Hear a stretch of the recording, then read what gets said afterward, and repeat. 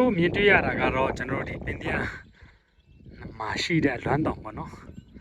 ဒါဒီနေရာကမတိတဲ့လူကခက်ရှားတယ်ဗျဒီနေရာလွမ်းတောင်တဲ့နော်တက်ပေါ်နေလာရိုက်ရတယ်ရှုခင်းလေးလာကြည့်ကြတယ်ဗျတကက်ဆက်ခင်းရ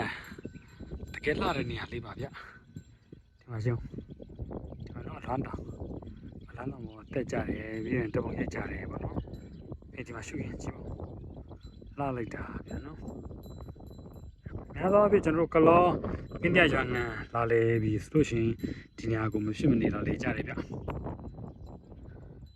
ဒါကတော့အလွမ်းတောင်ဘေးမှာ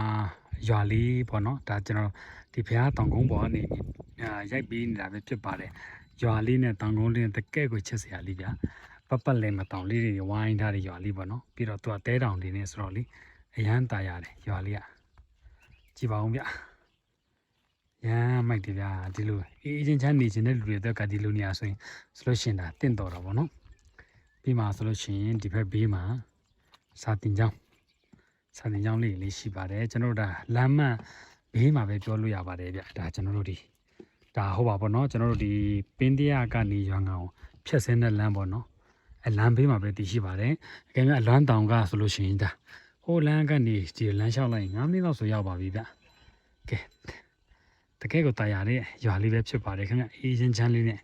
လုံးဝတိတ်တိတ်ဆိတ်ဆိတ်ကလေးရှိတဲ့ရွာလေးပဲဖြစ်ပါတယ်ခင်ဗျဒီလိုရွာလေးမှာနေရမယ်ဆိုလို့ရှိရင်တော့ဒါတကယ်ကိုအသက်ရှည်စီမှာဖြစ်ပါတယ်ဟိုဘက်တောင်ဆိုလို့ရှိရင်လည်းဒါလာကျွန်တော်လက်ညှိုးနဲ့ထိုးပြမယ်ဟုတ်ကဲ့ဒီမှာလာရဗျာ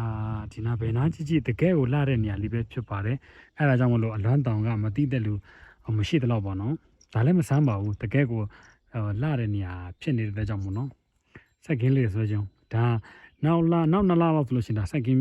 ပေါ့နော်ရောင်စုံလေးတွေရောင်စုံစက်ကင်းလေးတွေမြင်တွေ့ရမှာဖြစ်ပါတယ်ကဲကျွန်တော်ဗီဒီယိုကိုကြည့်ရှုပေးတဲ့အတွက်ကြောင့်အားလုံးကိုကျေးဇူးတင်ပါတယ်နောက်ဗီဒီယိုမှာပြန်ဆောင်ပါမယ်ခင်ဗျာအားလုံးတာဒါ